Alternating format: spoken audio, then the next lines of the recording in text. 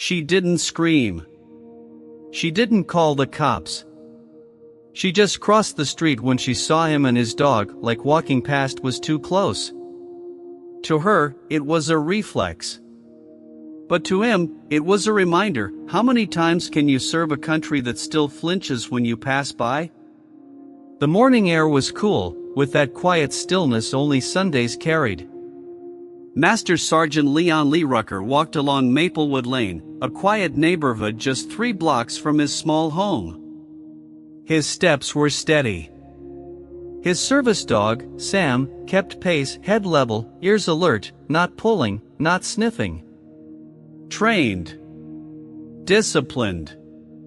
Loyal.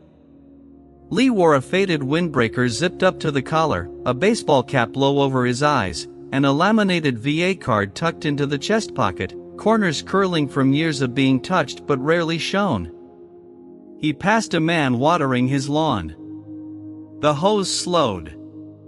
The man didn't wave. Didn't nod. Just stared. Lee gave a polite, silent nod anyway. Then kept walking. Across the street, a mother held her child's hand tighter and turned down another block. At the next intersection, a patrol car was parked, idling. Not moving. Not following. Not yet. But the windows were rolled halfway down and the officer inside was watching. Lee didn't break stride. Didn't reach for anything. Just breathed, slow and even. Sam looked up once, reading his body like he'd been trained to do. Then refocused ahead. The leash between them was steady. Controlled. But the tension around them wasn't. 3 more blocks to go. And somehow, they already felt longer than the war. The cruiser didn't move. Still idling at the corner, engine low like a breath being held too long. Leon didn't slow down. He kept his pace the same, calm, deliberate. Sam walked close at his side, nose forward, never pulling. At the next block, they crossed under the faded sign of a small laundromat, closed on Sundays. A light breeze pushed dry leaves across the sidewalk. Leon stepped around them, careful not to trip. That's when the cruiser pulled forward, slow, but sure. It rolled up alongside the curb just ahead of him. Driver's side window eased down. The officer inside leaned slightly out.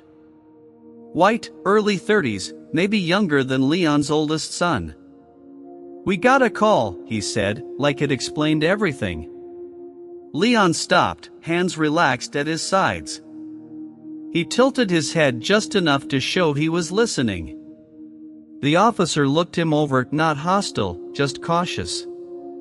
Like he was studying something that didn't quite add up. "Someone reported a man walking around with a large dog," the officer continued. "Said it didn't look right." Leon didn't answer right away. He just reached up and adjusted the brim of his cap. The officer's eyes followed his hand, not the gesture, but the motion itself. Then they dropped to the patch on Sam's harness, "Service dog, PTSD." "Is that your dog, sir?" the officer asked. Leon gave a small nod. "His name's Sam." "No more than that." The officer tapped his fingers once against the door. "Do you live around here?" "2 blocks over," Leon said, quiet but steady. "Corner of Grant and Ellis." There was a pause. Longer than it needed to be. From somewhere behind them, a screen door creaked. Someone was watching now. "Mind if I see some ID?" the officer asked. Leon didn't reach for his pocket. He just glanced down at it, where the edges of his VA card peeked from the zipper fold. Then back at the officer. "I'd rather not reach, if that's all right with you." The officer hesitated, then nodded. "Yeah, okay," Just stay right there." Leon stood still. Sam sat down without being told. The leash between them slackened, but held.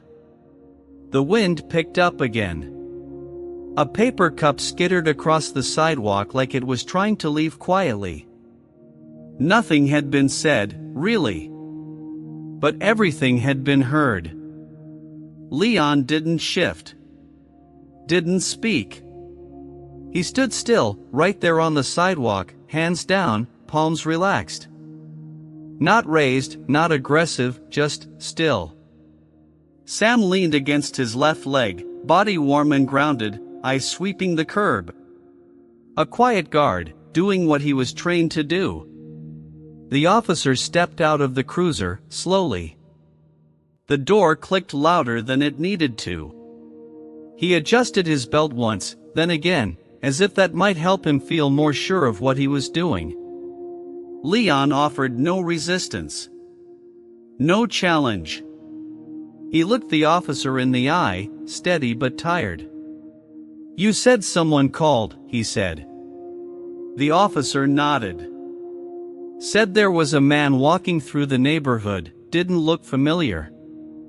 Leon didn't answer that. He just blinked once, slowly, like the words had passed through him and landed somewhere deep. Another cruiser pulled up behind the first. A second officer stepped out, older, maybe late 40s. White too. Mustache, heavier build. "Badge," said Denton. He took one look at Sam, then at Leon, then back at Sam. "Morning," Denton said, voice flatter than his face. Leon gave a quiet nod. "Morning." The younger officer, Griggs, looked between them. He was holding his radio now, but not speaking into it. "Mind if I ask what you're doing out here?" Griggs said. Leon's voice didn't rise. "Just walking. I do it every morning. Doctor said it helps." He didn't say PTSD. Didn't mention Iraq. Didn't offer anything that hadn't been asked for. Denton stepped closer, squinting at the tag on Sam's harness. Then glanced down at the front pocket of Leon's windbreaker, where a laminated card peeked out, the edge bent, like it had been there a long time. "You got ID on you?" he asked. Leon nodded. "Yeah. VA card's right here." Neither officer moved. Leon waited. Then, carefully, slowly, he tapped the outside of his pocket with 2 fingers. "Not reaching. Just letting you know where it is." There was a long pause. No one said anything. Sam sat down again, leash loose, tail still. A pickup truck passed by behind them, slow. The driver turned his head. Kept going. The air held still between them. And in that space, no anger, no protest, just a man standing still while someone else decided whether he was safe to keep standing there. The younger officer, Griggs, stepped forward. His hand rested near his belt, not on the gun, but not far from it either. His eyes flicked once more to Leon's chest pocket. Then to the dog. Then back to Leon. "You're gonna need to come with us, sir," he said. Not loud. Not aggressive. Just flat. Like the line had been practiced. Leon didn't ask why. He didn't ask what for. He looked at Officer Denton, hoping for something unspoken, a pause, maybe a second thought. But Denton stayed where he was, jaw tight, eyes unreadable. Leon nodded once, slow. "You want me to turn around?" Griggs gave a short nod. Leon handed the leash to Sam with quiet care, guiding it onto the park bench behind him. Sam sat, unmoving. Waiting. Then Leon turned. The handcuffs clicked around his wrists with that clean, mechanical finality, the kind of sound that always felt louder in daylight. A woman across the street paused her gardening. She didn't call out. She didn't look away. Just watched, trowel still in hand. Sam didn't bark. Didn't lunge. Just stared straight ahead, eyes locked on Leon like nothing else in the world existed. Denton finally stepped forward and took the leash. Sam didn't resist, but his body tensed. Griggs opened the back door of the cruiser and gently guided Leon in. There was no force, no struggle. Just a quiet man in cuffs sitting where he was told. The street went back to silence. The wind picked up again.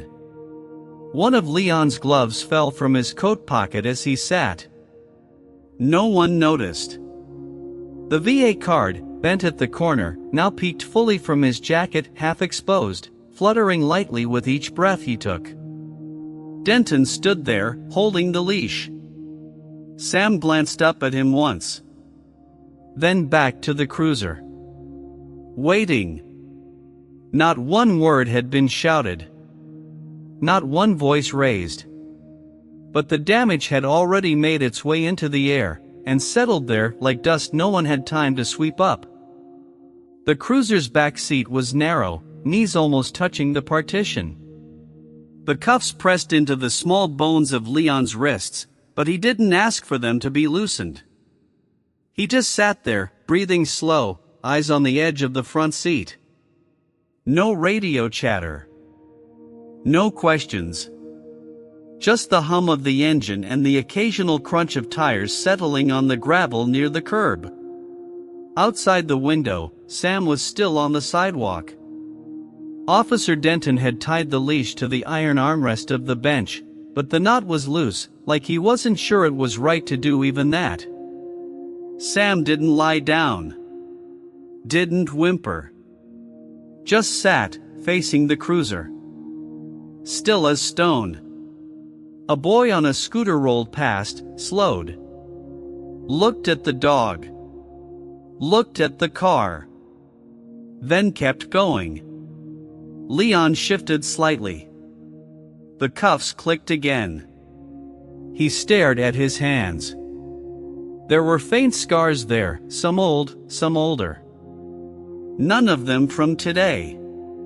The VA card had slipped all the way out of his pocket during the arrest. It now rested against the floor mat by his feet, face up. The ink was faded.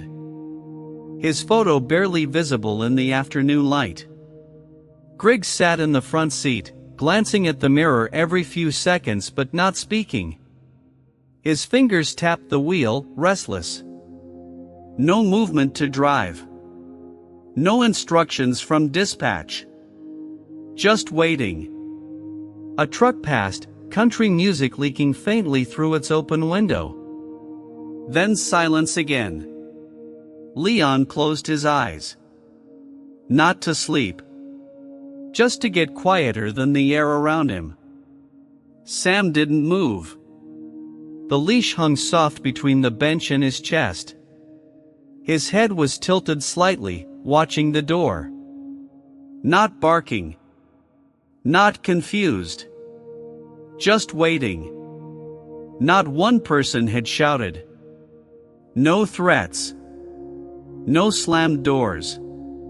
But something was broken now, not loud enough to echo, just soft enough that everyone nearby could feel it. Even if no one said so. Even if no one would. The cruiser door hadn't shut all the way. A breeze kept nudging it, just enough to make it click every few seconds. Inside, Leon sat motionless, eyes on the windshield, though there was nothing out there but the side of a hedge and a leaning mailbox. Outside, Sam hadn't moved either. His chest rose and fell with a slow rhythm. The leash hung quiet from the bench rail, a soft loop brushing the sidewalk. The stillness broke when a car pulled up across the street, a blue Buick, clean but old. From it stepped a woman in her 70s. White, with thin gray hair pulled back into a loose bun and a canvas bag hanging from her shoulder. She walked with purpose. Not hurried, but deliberate. She crossed the street and stepped directly toward the officers. Not aggressive. Not smiling either. "Excuse me," she said, voice steady. "That man in the back seat." Griggs turned slightly, cautious. Denton stayed quiet. "He saved my husband's life," she said. "I know him." Griggs glanced at Denton, unsure. The woman didn't wait for permission. She reached into her canvas bag and pulled out a folded piece of photo paper, a snapshot, sun-bleached and worn. She held it out. "That's Leon Rucker. My husband served with him. Iraq, 2005. I was there when the officer told me how he pulled my husband from a burning vehicle." Denton stepped forward now. Took the photo. Looked down at it for a long time. Griggs shifted. "Ma'am, we got a call. We were just responding." She nodded, but her eyes never left them. "You responded. Now look at who you're holding." The cruiser was quiet. Leon hadn't heard the conversation through the closed windows, but he saw her face. He recognized her. He lowered his eyes again, just slightly. Sam, still sitting, gave one low thump of his tail against the concrete. Once. Then still again. Denton handed the photo back. The woman didn't take it. She just said, "You know better now. Do something about it." Nobody raised their voice. No one had to. The silence that followed wasn't empty. It was heavy. Like truth, finally spoken aloud. The rear door of the cruiser opened with a dull click. Officer Denton stood there, eyes low, not quite meeting Leon's. "Let's get those off you," he said quietly. Leon didn't move right away. Just nodded once, and shifted enough to turn his wrists. Denton unlocked the cuffs. The metal opened with a soft snap, nothing dramatic. The marks were faint, but there. Leon rolled each wrist slowly, like he was remembering how they were supposed to feel. He stepped out of the car on his own. No one reached to steady him. He didn't need it. Griggs was by the hood now, arms crossed tight. He didn't speak. Didn't look up.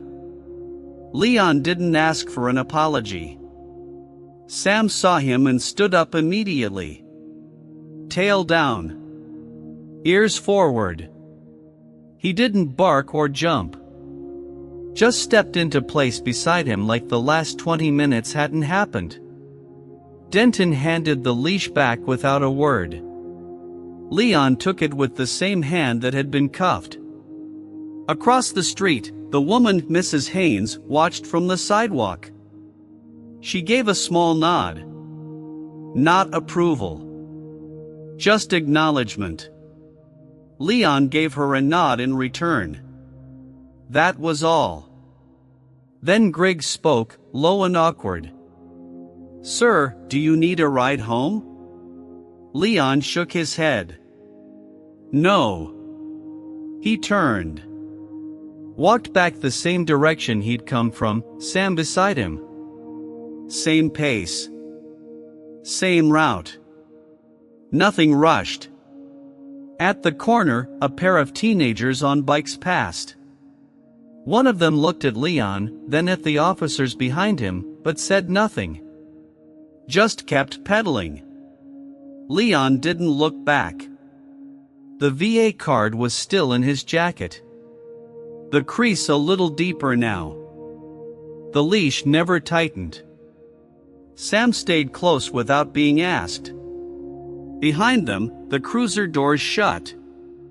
The engine turned off. But the street was quiet. More than before. Not the kind of quiet that comes from peace, the kind that settles in after something's been broken, and no one knows what to say next. The house was just as he'd left it, quiet, windows half drawn, the porch light still flickering from last week's storm. Leon unlocked the front door and stepped inside. Sam followed without a sound. The screen door clicked shut behind them, and the weight of the morning seemed to settle in the hallway like dust no one wanted to disturb. Leon took off his jacket, slow. Hung it on the same hook as always, third one from the left, right below the flagged shadow box that hadn't moved in years. From the jacket pocket, he pulled out the VA card. It was warm from being held too long. Bent now, more than before. A crease down the middle that hadn't been there yesterday. He laid it on the kitchen table, next to the folded grocery list he never got around to using. The list had 3 things on it: dog food, bread, and batteries. Things you don't forget unless something else gets in the way.